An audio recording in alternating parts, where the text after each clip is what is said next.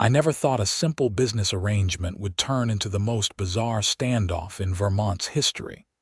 But here I am, sitting in my truck watching 36 furious HOA residents shivering in the February cold because their president thought she could push me around. My name is Xavier, and I run a small snow removal business in Stowe, Vermont. For 5 years, I had been the go-to guy for clearing driveways and private roads around the mountain communities. The work was steady, the pay was decent, and most importantly, my clients were reasonable people who understood that weather and physics sometimes had other plans. Most of them, anyway. The trouble started when Pine Valley Estates, an upscale gated community nestled in the foothills about 10 miles outside of Stowe, got a new HOA president. Her name was Barbara, and within 2 months of taking office, she had already driven off 2 landscaping companies and a pool maintenance service. I should have known better than to take her call, but winter was brutal that year, and the money was good. Barbara Hendricks was exactly what you would picture when someone mentions an HOA president on a power trip. She was in her mid-50s, had that perfectly styled blonde hair that never moved regardless of wind conditions, and wore designer athleisure outfits that probably cost more than my monthly mortgage. She spoke with this clipped, condescending tone that made every request sound like an order from royalty. Our first meeting happened on a cold January morning when she called me to discuss my services. I drove up to Pine Valley Estates, punched in the guest code she had provided, and made my way through their fancy stone gateway. The community consisted of about 40 homes, each one a sprawling McMansion with perfectly manicured lawns now buried under 2 feet of snow. The main access road wound through the development in a loop, with various side streets branching off to individual properties. Barbara met me at the community center, a pretentious building with floor-to-ceiling windows and heated floors. She was standing in the lobby with her arms crossed, tapping her foot like I was late, even though I had arrived exactly on time. "You must be the snow removal person," she said, not offering her hand. "Xavier," I replied, extending mine anyway. She looked at it like I was offering her a dead fish, so I lowered it. "You mentioned you need someone to handle the main access road." "Yes, our previous contractor proved to be unreliable," she said, which I later learned was Barbara speak for they refused to tolerate my ridiculous demands. "We need someone who can clear the main road from the front gate to the back exit within 2 hours of any snowfall exceeding 3 inches. I pulled out my notepad. "That is doable. The road looks to be about 1.5 miles total. My rate for a job like this would be $200 per clearing, or I can offer you a seasonal contract for $8,000 that covers unlimited clearings through March." Barbara's lips pressed into a thin line. "Our previous contractor charged $150 per clearing." "Then I would suggest calling them back," I said pleasantly. I had learned early in this business that clients who argued about price in the first meeting were going to be nightmares later. She stared at me for a long moment, clearly not used to people pushing back. "Fine. $200 per clearing. But I expect perfection. The road must be completely clear, no ice patches, no snow banks blocking the driveways at the intersections.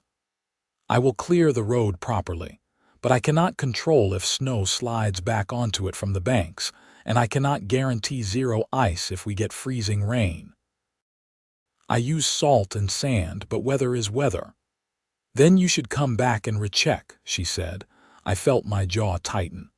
"Madam, if I have to return for normal weather conditions, I will need to charge for the additional trip." Barbara pulled out her phone and started typing. "I will send you a contract outlining our expectations. The HOA board will need to approve any contractor before we can proceed." That should have been my first warning to walk away. Instead, I gave her my email and left, figuring even if she was difficult, it was one road and good money for a few hours of work. The contract arrived that evening, and it was 6 pages long. 6 pages for plowing one road. I skimmed through the usual liability clauses and insurance requirements, which were standard. But buried in Section 4 was a clause that made me pause. Contractor agrees to prioritize Pine Valley Estates above all other clients during snow events and will respond within 90 minutes of snowfall beginning. I called Barbara the next morning. I cannot agree to prioritize your community above all others. I have residential clients who are elderly or have medical conditions. If they need help first, I have to respond to them. Then perhaps you are not the right fit for our community, she said coldly. I almost said fine and hung up, but then I thought about my mortgage payment and the new transmission my truck needed. How about this? I will treat you as a priority client and respond as quickly as possible, but I cannot guarantee 90 minutes if I am already on another emergency job. There was silence on the line. Then, I suppose that is acceptable, but if we are not satisfied with your response time, the HOA reserves the right to terminate the contract immediately. That works both ways, I said. If I find the arrangement is not working for my business, I can terminate with 24 hours notice. Fine. I will send the revised contract. I should have known that agreeing to any contract with Barbara was a mistake, but I signed the damn thing anyway. The first few weeks went smoothly. We got hit with 3 good snowstorms, and each time I cleared Pine Valley's access road without issue. I would show up, plow the main road from gate to gate, spread salt on the trouble spots, and send Barbara an invoice. She always paid within a day, which I will admit was better than some of my other clients. The problem started in mid-February when Vermont got slammed with a massive storm system that meteorologists were calling a once-in-a-decade event. The snow started falling on a Wednesday evening, and by Thursday morning, we had 18 inches on the ground with another foot predicted. I was out at 4 in the morning, hitting my residential clients first. Mrs. Patterson, an 83-year-old widow who lived alone, was always my first stop. Then I moved through my list, working my way across town. By 9 in the morning, I had cleared a dozen driveways and was heading toward Pine Valley Estates when my phone rang. "Where are you?" Barbara's voice was shrill in my ear. "Good morning, Barbara. I am about 20 minutes from your gate." 20 minutes. It has been snowing for hours. The road is impassable. I kept my voice calm. "I understand, and I am heading your way now." I had some priority residential clients who needed help first. Priority. We are supposed to be your priority. I have residents calling me, complaining that they cannot get out for work. "I will be there soon," I said, and hung up before she could continue. My hands were gripping the steering wheel tighter than necessary. I had been working for nearly 5 hours straight, my back ached, and I was in no mood for Barbara's attitude. When I arrived at Pine Valley Estates, the access road was indeed buried. The snow was still falling heavily, but I got to work. My plow truck was a beast, a 2019 Ford F550 with a 10-foot blade that I had bought used from a municipal auction. It handled the deep snow without issue, and I worked my way methodically from the front gate toward the interior of the development. I was about halfway through when Barbara appeared in her Mercedes SUV, flashing her high beams at me. I stopped and rolled down my window. She powered down hers, snow immediately blowing into her immaculate interior. "You need to clear the driveways too." "What? That is not in our contract. I do the main access road. People cannot get out. The plow has pushed snow across the driveway entrances." I took a deep breath. That is how plowing works, Barbara. The snow has to go somewhere. If residents want their individual driveways cleared, they need to hire someone for that. I can give you a quote if you would like. This is unacceptable. The HOA is not paying you to make more work for our residents. I am not making more work. I am clearing the road as contracted. The snow at the driveway entrances is minimal, maybe 6 inches. Anyone with a shovel can clear it in 5 minutes. Barbara's face was turning an interesting shade of red. I want you to clear every driveway entrance before you leave. Then I will need to charge you for the additional work. That would be another $300. $300. That is highway robbery. It is going to take me at least 2 hours to clear 40 driveway entrances in this snow. That is actually a discount. I was losing patience fast. Fine, do it, but this better be perfect, she roared off in her Mercedes, spraying slush everywhere. I watched her go and seriously considered just leaving. But I had said I would do the work, so I spent the next 2.5 hours clearing every single driveway entrance, making sure each one had a clean path to the main road. By the time I finished, it was past noon, my back was screaming, and I was starving. I sent Barbara an invoice for $500 total, $200 for the main road and $300 for the driveways, and headed home to thaw out. The next day, Barbara called me. I am disputing your invoice. Excuse me. You charged us $300 for work that should have been included in your original price. Barbara, clearing individual driveways was never part of our agreement. You specifically requested it. I quoted you a price, and you agreed to it. I agreed under duress. The HOA board has decided we will pay you $200 for the main road and nothing more. I felt my blood pressure spike. That is not how contracts work. You requested additional services, I provided them, and now you owe me for my time. If you have an issue with the HOA's decision, you are welcome to take it up with our attorney. Good day. She hung up. I sat in my kitchen, staring at my phone in disbelief. In 5 years of running my business, I had never had someone flat out refuse to pay for work they had explicitly requested. I called my own attorney, Bill Summers, a guy I had gone to high school with who now ran a small practice in Stowe. I explained the situation and he laughed. Let me guess, Pine Valley Estates. You have heard of them. Aaron, everyone has heard of them. They have been sued more times than I can count. Let me send Barbara's HOA a demand letter.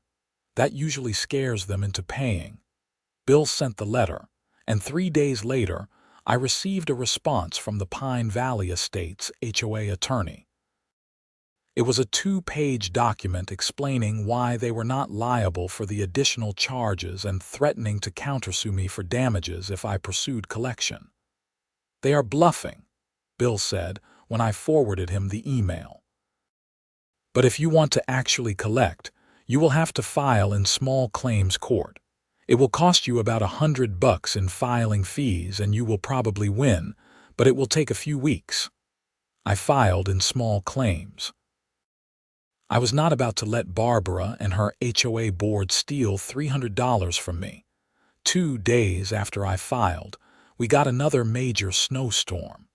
I was out clearing driveways when Barbara called at 6 in the morning. You need to get to Pine Valley immediately. Good morning to you too, Barbara. Do not be cute. We have 8 inches of snow and it is still coming down. I will be there when I can. I have other clients. Your contract states we are a priority. Barbara, you are currently refusing to pay me for services rendered. Our business relationship is in dispute. I will get to your road when I get to it. You cannot do this. We have a contract. So do we on the $300 you owe me. See you in a few hours. I hung up and took my time with my other clients. It was petty, sure, but I was done being pushed around. By the time I arrived at Pine Valley Estates around 11, the access road was buried under a foot of fresh snow, and my phone had 17 missed calls from Barbara. I cleared the road, left the driveway entrances alone, and sent an invoice for $200. Barbara called me before I even made it home. You left snow at the driveways. Yes, because that is not included in our contract. You did it last time, and you refused to pay me for it, so I will not be doing it again. This is outrageous. I demand you come back and finish the job.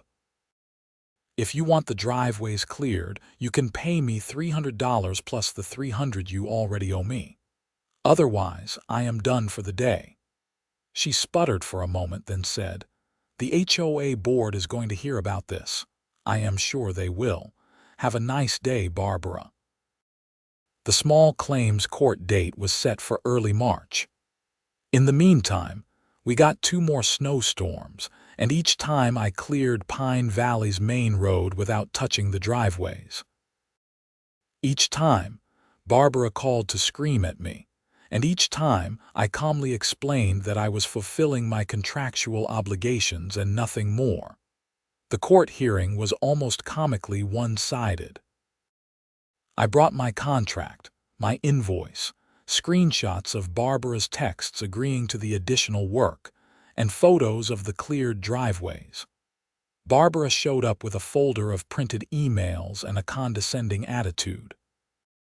The judge, a tired-looking woman in her 60s, listened to both sides for about 10 minutes before cutting Barbara off mid-sentence. "Madam, do you dispute that you requested the additional services?"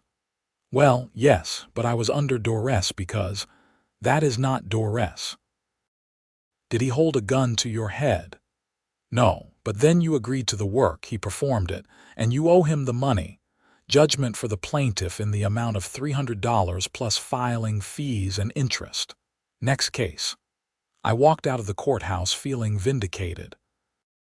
Barbara stormed past me without a word, her heels clicking aggressively on the tile floor. The HOA paid the judgment 3 days later, along with a certified letter informing me that my services were no longer required, and our contract was terminated effective immediately. I was fine with that. Pine Valley Estates had been nothing but a headache, and I had plenty of other clients who actually appreciated my work. I moved on and forgot about Barbara and her kingdom of entitled homeowners. Then late March arrived, and Vermont got hit with one final massive snowstorm. This was unusual for late March, but climate change had made weather patterns unpredictable. The storm rolled in on a Saturday night and dumped 2 feet of heavy, wet snow across the region. Sunday morning I was out early again, helping my regulars. Around 10, my phone rang from an unknown number. I almost did not answer, but something made me pick up. "Aaron Xavier," I said. "This is Deborah Winters. I am on the board of Pine Valley Estates. I am calling because we are in a bit of a situation." "Okay." "Our current snow removal contractor has not shown up, and the access road is completely impassable. Several of our residents need to get out for work and medical appointments. I know Barbara terminated your contract, but I am hoping we can set aside our differences and you can help us out." I should have said no. Every instinct told me to decline politely and move on, but curiosity got the better of me. "What happened to your new contractor?" "He is apparently dealing with an equipment breakdown." "Look, I will be honest with you. Barbara can be difficult, and I was not in favor of letting you go. The board is willing to pay you double your normal rate if you can clear our road today. $400 to plow one road. It would take me 2 hours max. All right, I can be there around noon. Thank you so much. I will text you the current gate code." I finished up with my morning clients and headed toward Pine Valley Estates. The roads were rough, but my truck handled it fine. When I reached the development's front gate, I punched in the code Deborah had sent me. Nothing happened. I tried again. Still nothing. I called Deborah back. The gate code is not working. What? Hold on, let me check. I heard typing in the background. Oh no, I am looking at the system now and it shows the codes were all changed this morning. Barbara must have done it before I could update her. Can you give me the new code? I do not have it. Barbara is the president, so she has master access to all the systems. Let me call her. I sat in my truck, engine running, and watched the snow continue to fall. 10 minutes later, Deborah called back. I cannot reach her. She is not answering her phone or texts. I have tried 2 other board members and they do not have the new codes either. So what do you want me to do? Can you just plow from the outside? At least clear the entrance. I looked at the gate. It was a fancy wrought iron thing mounted between 2 stone pillars. Beyond it, I could see the access road buried in snow. Deborah, I am a snow removal contractor, not a magician. I cannot plow a road I cannot access. Please, there has to be something you can do. We have 40 families trapped in here. An idea was forming in my head. It was petty. It was probably a bad idea, but I was still annoyed about the whole $300 fight and the way Barbara had treated me like I was beneath her. I tell you what. I have equipment that could probably ram through that gate, and I could clear the road from the inside. But that is a lot of liability, and given my history with your HOA, I would need some assurances. What kind of assurances? First, payment in full before I start. $400 cash. Second, I want a written and signed agreement from the HOA board that I am not liable for any damage to the gate or property while accessing the community. Third, I want Barbara removed as HOA president before I start work. There was silence on the line. Then, I cannot authorize removing Barbara without a board vote. Then I guess you will have to wait for your regular contractor to fix his equipment. Good luck, Deborah. Wait, can you at least stay there while I make some calls, please? I will give you 30 minutes. I put the truck in park and pulled out a thermos of coffee. Through the gate, I could see a few residents standing at the entrance watching me. One of them, a middle-aged man in an expensive-looking parka, walked up to the gate. "Are you the Plow guy?" he called out.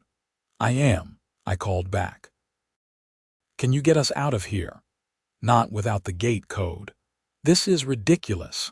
I have a flight to catch in 3 hours. Take it up with your HOA president." He swore and pulled out his phone, presumably to join the growing list of people trying to reach Barbara. 20 minutes later, Deborah called back.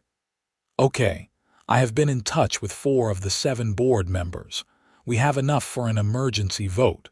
3 of us want to agree to your terms. Can you give us an hour to make this official?"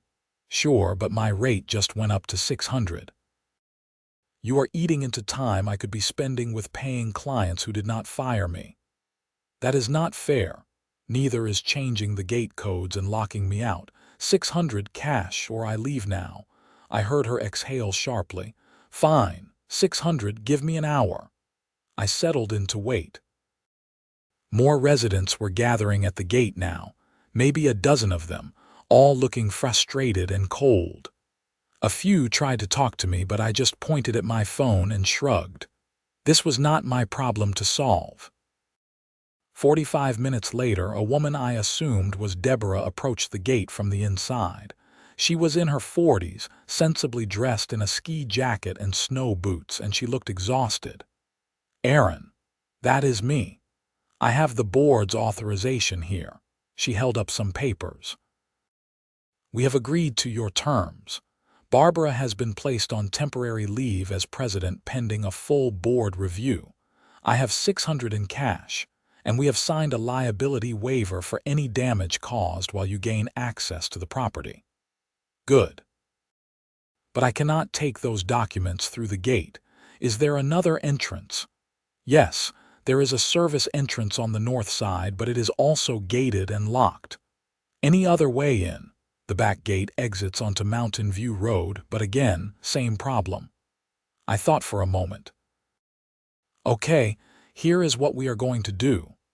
I am going to back up about 50 feet, then I am going to use my truck to push that gate open. It is going to damage the gate, probably rip it off its hinges, but it will get me in and I can clear your road. Is that acceptable?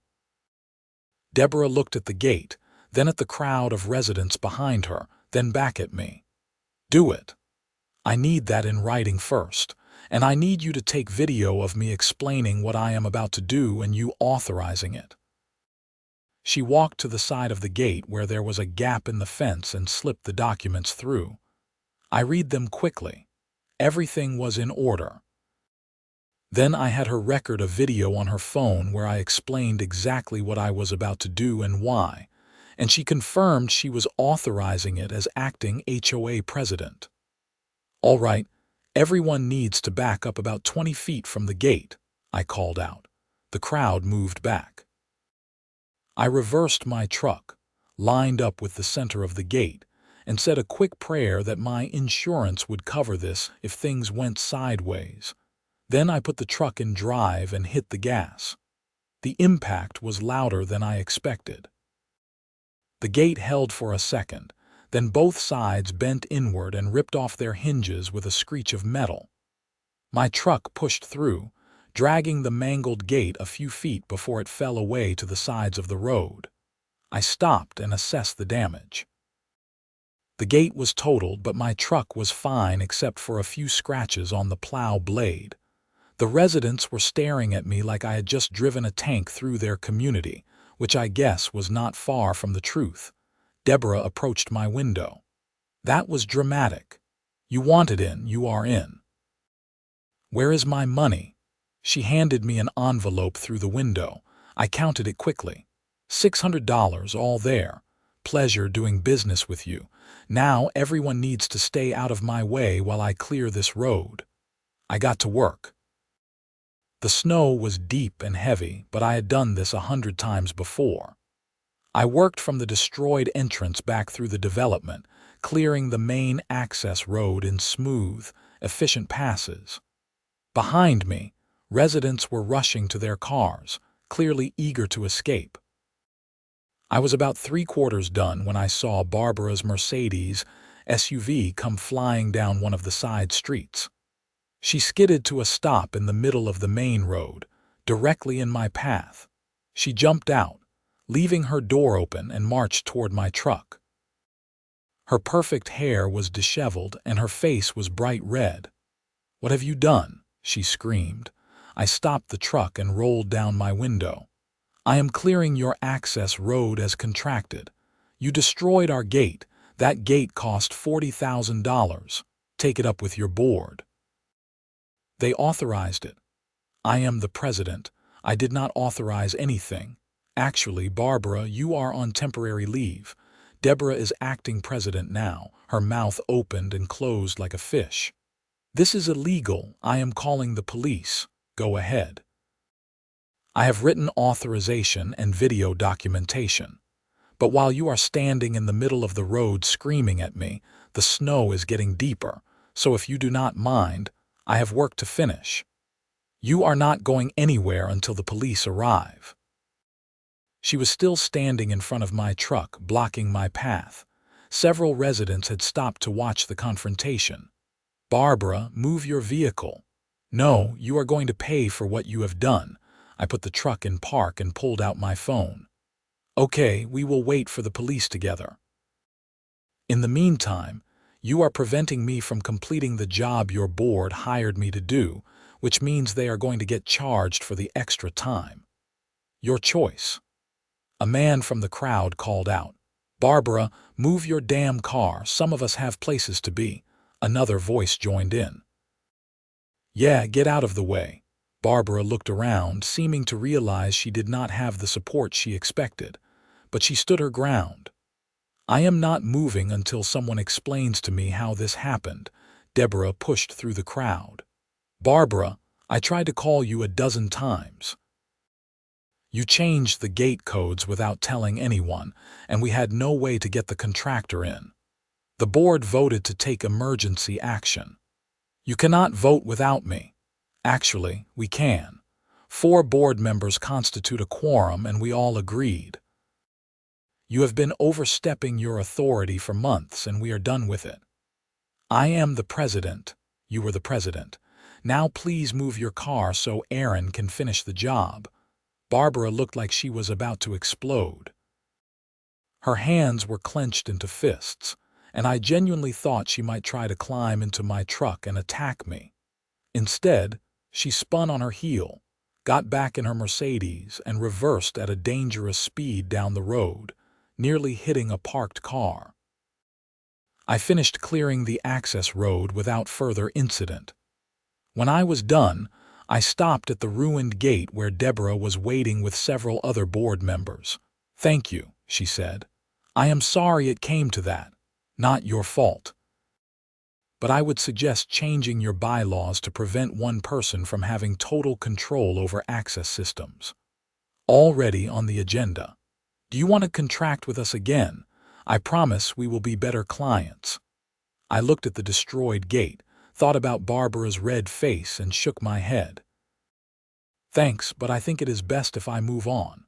Good luck getting that gate fixed." As I drove away, I passed Barbara's Mercedes parked on a side street. She was sitting in the driver's seat, phone pressed to her ear, gesturing wildly. I gave her a friendly wave. I thought that was the end of it. I was wrong. 2 days later, I was at home when there was a knock on my door. I opened it to find 2 police officers standing on my porch. "Aaron Xavier?" "That is me. We need to ask you some questions about an incident at Pine Valley Estates." My stomach dropped. "Sure, come in." We sat in my living room, and the older of the 2 officers, a guy named Detective Morrison, pulled out a notepad.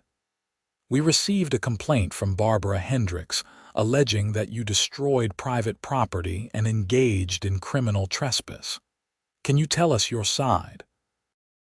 I walked them through the entire situation, showing them my contract, the court documents, the liability waiver signed by the HOA board, and the video of Deborah authorizing me to break through the gate. Detective Morrison watched the video twice, then looked at his partner. "This seems pretty straightforward." The younger officer nodded. "Looks like a civil dispute, not criminal." "But he destroyed a $40,000 gate." We all turned to see Barbara standing in my doorway. She must have followed the police. "Madam, you cannot be here," Detective Morrison said. "I have a right to see justice done. Madam, this is a private residence and you are trespassing. I am going to ask you to leave right now." "I will not leave until he is arrested." The detective stood up. "Madam, final warning. Leave now, or you will be the one getting arrested." Barbara's face went through several shades of red before she finally turned and stalked back to her Mercedes. Detective Morrison sat back down and sighed. "Sir, from what I can see, you acted with proper authorization from the HOA board. This is a civil matter between you and the association. I would suggest you keep all your documentation in case Miss Hendricks decides to sue you. She already sued me once in small claims. I won. That tracks. Look off the record, we have dealt with Miss Hendricks before. She likes to use the police to intimidate people when she does not get her way. Just keep doing everything by the book and you will be fine." They left, and I immediately called Bill Summers. "Barbara sent the cops after me. Did they arrest you?" "No, they said it was a civil matter." "Good, because it is. But I think we should be proactive here. Let me send Barbara a cease and desist letter. If she keeps harassing you, we can get a restraining order." Bill sent the letter that afternoon. I did not hear anything for a week and started to relax, thinking maybe Barbara had finally given up. Then I got a call from Deborah. "Aaron, I thought you should know that Barbara has filed a lawsuit against the HOA seeking to overturn the board's decision and hold you personally liable for the gate damage. Can she do that? She can file whatever she wants. Whether she will win is another question. But I wanted to give you a heads up that you will probably be named in the suit." Sure enough, 2 days later, I was served with papers. Barbara was suing me for $40,000 in damages, plus emotional distress, plus legal fees. The lawsuit was 18 pages of legal nonsense claiming I had conspired with the HOA board to damage HOA property, that I had used excessive force, and that I had traumatized the residents with my reckless behavior. Bill read through it and laughed. "This is the most ridiculous thing I have ever seen. She's going to lose badly, but we still have to respond. I will handle it, but you are looking at about $5,000 in legal fees. $5,000 to defend against a frivolous lawsuit. Welcome to America. But here is the good news. If we win, and we will, we can countersue for malicious prosecution and recover your legal fees plus damages." The case dragged on for 3 months. During that time, Barbara apparently made it her personal mission to destroy my business. She left negative reviews on every platform she could find, called my other clients to tell them I was being sued, and even showed up at a town council meeting to complain about me during the public comment period.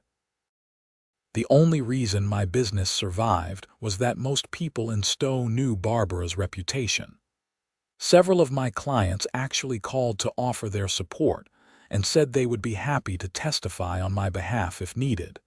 The trial was scheduled for June. By then, Pine Valley Estates had gotten a new gate. Barbara had been officially removed as HOA president by a unanimous board vote, and I had a thick file of documentation showing her pattern of harassment.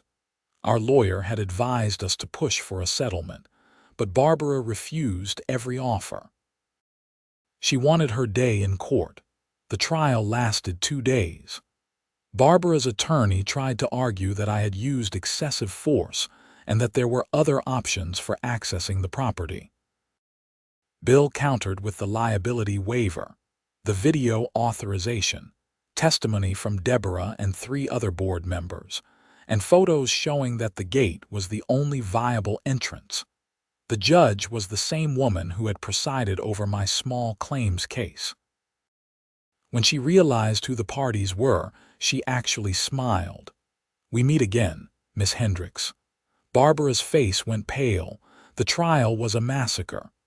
The judge quickly grew tired of Barbara's attorney's arguments and cut him off multiple times. When it came time for Barbara to testify, she lasted about 10 minutes before the judge sustained an objection and told her to stick to facts, not feelings. The verdict came back in my favor on all counts. Not only did the judge dismiss Barbara's claims, but she awarded me my legal fees and an additional $10,000 in damages for harassment and malicious prosecution. Barbara stood up so fast her chair fell over. "This is a travesty. You are all corrupt." The judge's gavel came down hard. "Miss Hendricks, you are in contempt of court. Bailiff, please escort her out." I watched as Barbara was led out of the courtroom, still yelling about injustice and corruption. It was the most satisfying moment of my professional life, but the story does not end there. 2 weeks after the trial, I got a call from Detective Morrison, the same cop who had visited me months earlier. "Mr. Xavier, I wanted to give you a courtesy call. We have arrested Barbara Hendricks on charges of stalking and harassment." "What happened?" "After the trial, she apparently became obsessed with getting revenge. She was caught on security camera trying to break into your truck, and we found evidence that she had been following you and several of the HOA board members. When we executed a search warrant on her home, we found detailed logs of your movements, photos of you and your family, and some disturbing written plans. I cannot give you details, but let us just say you should be taking extra precautions for a while." My blood ran cold. Is my family in danger? We do not believe so. She is being held without bail pending a psychiatric evaluation, but I would suggest installing security cameras at your home and business and vary your routine for a few weeks. I spent the next month looking over my shoulder. My wife, who had been mostly supportive throughout this whole ordeal, was terrified. We installed cameras, changed our locks, and I started carrying pepper spray. Barbara's trial for stalking happened in August. I had to testify about the pattern of harassment, and when they showed photos from her house of me, my wife, my kids, it made me physically ill. She had been watching us for months. The judge found her guilty and sentenced her to 2 years in prison, followed by 5 years of probation with a permanent restraining order preventing her from contacting me or my family. As they led her away, she looked at me and said, "This is all your fault. You should have just done what I asked." Even then, even after everything, she could not see that she had brought this on herself. Pine Valley Estates underwent a complete overhaul of their HOA bylaws. Deborah, who became the permanent president, implemented term limits, required board approval for any expenditure over $500, and created an oversight committee to prevent future abuse of power. They also offered me a new contract with triple my original rate, but I politely declined. Some experiences you do not repeat, no matter how much they pay. My business recovered and actually grew. The story of Barbara and the gate became local legend, and I got calls from several other HOA communities asking for quotes.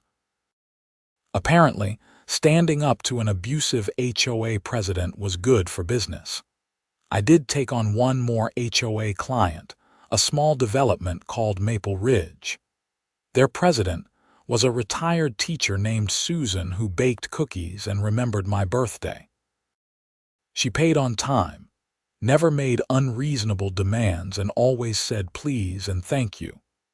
It restored my faith that not all HOAs were run by power-hungry tyrants. As for the gate at Pine Valley Estates, they replaced it with a simple chain link barrier and an intercom system. Deborah told me it cost $3,000 instead of $40,000, and it worked better anyway. Sometimes I drive past Pine Valley and look at that simple gate, and I think about how Barbara's need to control everything had cost her everything in the end. Her marriage fell apart during the trial. Her kids stopped talking to her. She lost her position, her reputation, and eventually her freedom, all because she refused to pay a $300 invoice and could not accept that she was not always right. Bill Summers framed the court judgment and hung it in his office. He tells me it is his favorite case ever because it proves that sometimes the little guy really does win against bullies. My kids are older now and think the whole story is hilarious. My son wants me to write a book about it. My daughter says I should have just let her freeze at the gate. My wife just shakes her head and reminds me that I have terrible instincts about which clients to take. She is probably right, but I learned some valuable lessons from the whole experience. I learned that contracts are only as good as the people signing them. I learned that some battles are worth fighting, even when it costs you time and money. And I learned that the best revenge is not getting even, but rather watching karma do its work while you stand back with good documentation. These days, I am much more selective about my clients. I have a clause in all my contracts that allows me to terminate immediately if a client becomes abusive or threatening. I keep meticulous records of every conversation and every agreement. And I never, ever agree to plow for an HOA president who argues about price in the first meeting.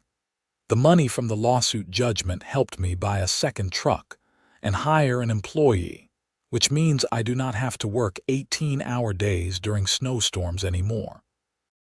Business is good, my family is safe, and Barbara is where she belongs. I still get the occasional question about what happened with Pine Valley Estates. The story has taken on a life of its own, with various versions floating around town. Some people think I drove through the gate at full speed like an action movie. Others think Barbara tried to physically attack me. The truth is more mundane but somehow more satisfying. The truth is that I was just a guy trying to do his job and make a living, and I ran into someone who thought power meant she could treat people however she wanted. When I stood up for myself, she escalated. When she escalated, I stood my ground. And when she tried to destroy me, the system actually worked the way it was supposed to. Last winter, I got a Christmas card from Deborah and the Pine Valley HOA board. Inside was a gift certificate to a nice restaurant and a note thanking me for helping them see how far their community had strayed from its original values. They wrote that the experience had brought the residents together and made them realize they needed to be more involved in HOA decisions instead of letting one person run everything. I like to think that maybe some good came from the whole mess. Pine Valley is apparently a much better place to live now. They have reasonable rules, responsive leadership, and they treat their contractors with respect. And somewhere in a minimum security prison, Barbara is probably still telling everyone who will listen that she was the victim of a vast conspiracy, that she did nothing wrong, and that it is all the fault of that terrible plow driver who refused to follow her rules. Some people never learn. But I did. I learned that standing up for yourself is worth it, that documentation is your best friend, and that sometimes the most satisfying revenge is just doing your job professionally and letting bullies destroy themselves. I also learned that Vermont winters are unpredictable. HOA presidents can be crazier than any blizzard, and a $40,000 gate is no match for a determined man in a snow plow who has had enough of being pushed around. Would I do it all again? Probably not. It was stressful, expensive, and occasionally terrifying. But I do not regret how it ended. Justice was served, lessons were learned, and I have a hell of a story to tell at parties. And every time it snows, every time I climb into my truck at 4 in the morning to go clear someone's driveway, I think about that moment when I lined up my truck with that fancy gate and hit the gas. The sound of metal tearing, the shock on everyone's faces, the look of pure rage on Barbara's face when she finally showed up. It was worth every penny of legal fees, every sleepless night, every moment of stress. Because sometimes, just sometimes, you get to be the hero in your own story. You get to stand up to the bully, do the right thing, and watch justice actually prevail. And sometimes, when the snow is falling and the roads are buried and another entitled HOA president calls demanding the impossible, I get to smile and say no. Because I learned that the most powerful word in the English language is not yes or please or even sorry. It is no. No, I will not let you take advantage of me. No, I will not do extra work for free. No, I will not back down when I am in the right. That is what Barbara never understood. She spent her whole life getting her way by being louder, more aggressive, more persistent. She thought that if she just pushed hard enough, everyone would eventually give in. But she finally pushed someone who pushed back, and it cost her everything. I still live in Stowe, still run my snow removal business, still get up before dawn in the winter to clear driveways and parking lots. It is honest work, hard work, good work. And I have never once missed plowing for Pine Valley Estates, even though they pay triple what they used to and have the nicest HOA president I have ever met. Some chapters of your life close and you do not reopen them. You just take the lessons, appreciate the growth, and move forward. But I drive past that simple chain link gate at least once a month, and I always smile. It is my little monument to standing up for myself, to refusing to be bullied, to proving that ordinary people can win against petty tyrants. And if you ever find yourself in Stowe, Vermont, and you hear someone tell the story of the Plow driver who destroyed a $40,000 gate and left an HOA president stranded in the snow, know that the story is true. Every word of it. And that somewhere, that Plow driver is probably drinking coffee in his warm truck, watching the snow fall, and feeling pretty damn good about how it all turned out.